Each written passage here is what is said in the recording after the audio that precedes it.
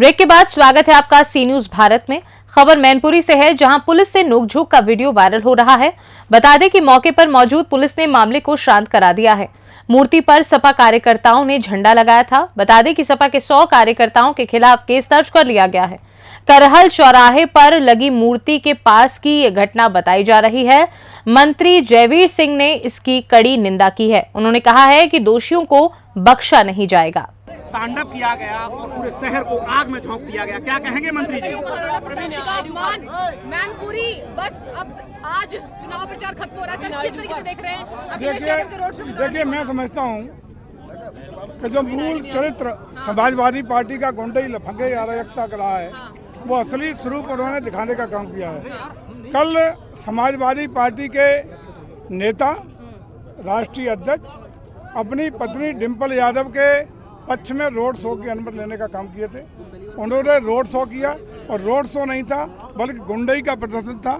न सिर्फ महाराणा प्रताप की जो देश के शौर्य वीर हैं, जो राष्ट्र की एकता अखंडता के लिए जिन्होंने जीवन भर घास की रोटियां खा के भीलों को दबे कुचलों को इकट्ठा करके उन मुगलियों से लड़ने का काम किया, ऐसा बड़ा राष्ट्रभक्त और राष्ट्र नायक उसकी मूर्ति पर कल सारा उनका अपमान करने का काम किया है, गुंडई करने का काम किया है, तोड़ फोड़ करने का प्रयास किया है।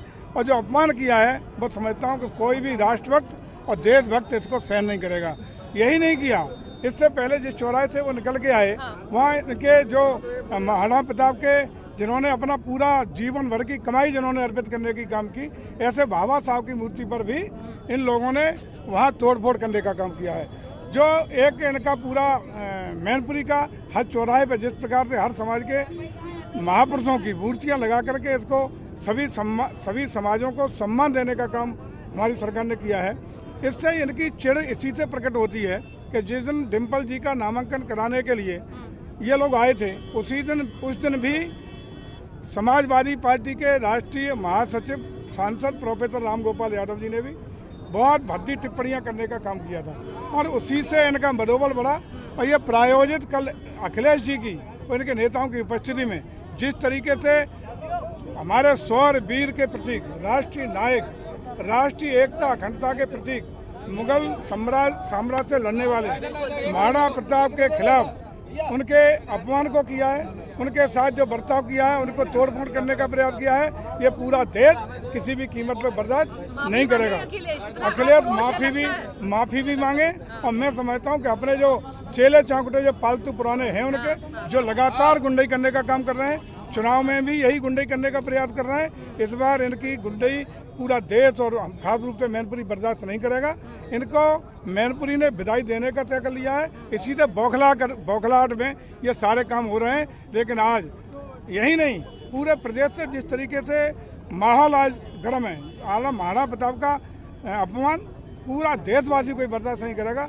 आज हर जिले में धरना प्रदर्शन शुरू हो रहे हैं, हर जिले में आक्रोश हो रहा है और इस चीज़ को मैं समझता हूँ कि देश बर्दाश्त करने वाला नहीं है। साथ ही साथ कल उन्होंने एक और घटित कर किया है। इस घटना को घटित होने के बाद उन्होंने एक वीडियो वायरल करके अपने एक कूटनीतिक वीडियो वायरल किया है, जिसमें हमारे यादव समाज के भाइयों के प्रति घोर आपत्तिजनक टिप्पणी की गई है। जबकि वास्तविकता यह है कि यादव समाज के साथ साथ सभी समाजों का सहयोग, समर्थन और आशीर्वाद जो भाजपा को मिल रहा है, तो इन्होंने समाज में विद्रोह फैलाने के लिए, आपसी कटुता फैलाने के लिए क्षत्रिय समाज को गाली देते हुए, दर्शाने हुए यादव समाज को भद्दी गाली देने का काम करा के वीडियो वायरल कर रहे हैं। हम आयोग से मांग भी करेंगे कि इसकी जांच करा के जो भी दोषी हों उनको जेल भेजा जाए, इस फर्जी वीडियो को रोका जाए और ये जो बेमरुस जाति आधार पर फैलाने का प्रयास समाजवादी पार्टी का हताशा, निराशा और हार की स्थिति में आज अखिलेश यादव बौखला गए।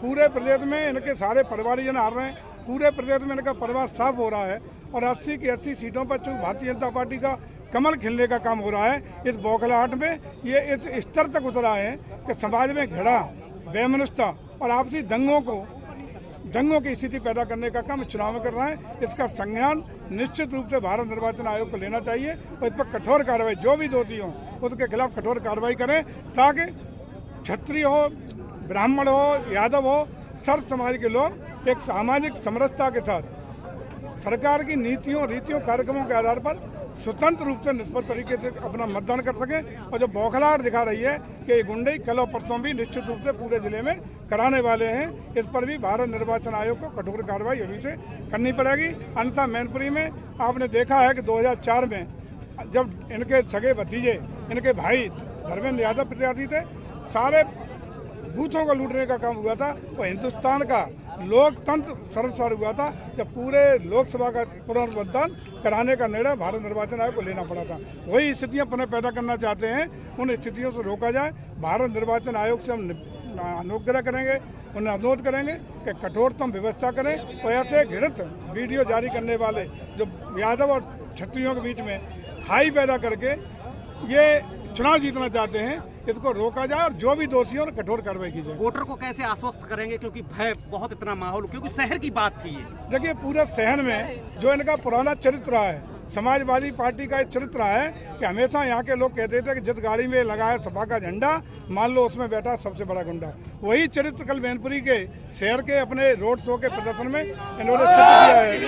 और आज शहर की जनता, हमारे मैनपुरी की जनता, मैनपुरी लोकसभा की जनता भयभीत है, पूरी तरह भय में है। और मैं समझता हूँ इसके लिए कठोर कार्रवाई प्रशासन को और भारत निर्वाचन आयोग इस समय चुप देख रहा है। भारत निर्वाचन आयोग से हम आग्रह करेंगे कि इस पर कठोर कार्रवाई इनके खिलाफ की जाए। जिस तरह का वातावरण हमारे कल व्यापारियों को धमकाया गया है, पिटकाया गया है, गालियाँ दी गई हैं, आदरणीय योगी जी को गालियाँ दी गई, आदरणीय मोदी जी को खुलेआम गालियाँ दी गई, आप वीडियो देख सकते हैं। और उससे ऐसा वातावरण बन गया है कि पूरा शहर, व्यापारी, उद्योगपति सारा भयभीत है।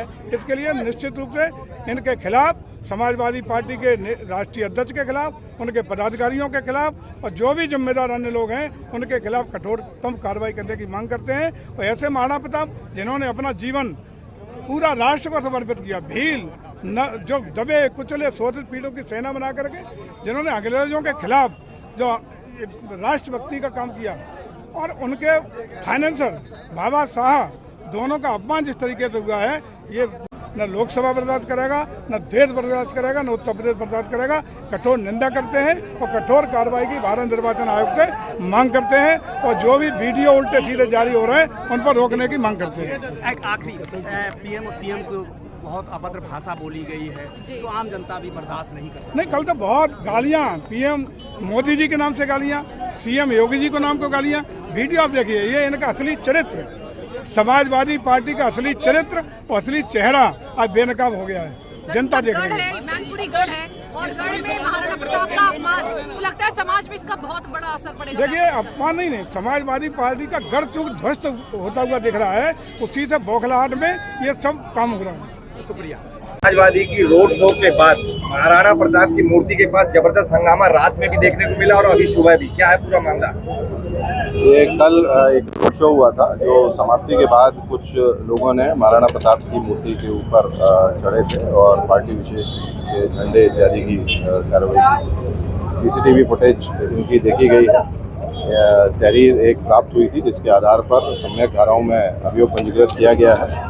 पूरी विवेचना और छानबीन करने के बाद इसमें कार्रवाई की जाएगी। आज सुबह भी इस संबंध में कुछ लोगों ने यहाँ पर अपना प्रदर्शन करके और ज्ञापन दिया है। उस ज्ञापन को ले लिया गया है और उसके संबंध में विधिक कार्रवाई की जा रही है। मैनपुरी से सी न्यूज संवाददाता कुलदीप दीक्षित की रिपोर्ट। फिलहाल इस खास रिपोर्ट पर बस इतना ही। वक्त है एक छोटे से ब्रेक का। ब्रेक के उस पार खबरों का सिलसिला लगातार जारी है। आप देखते रहिए सी न्यूज भारत।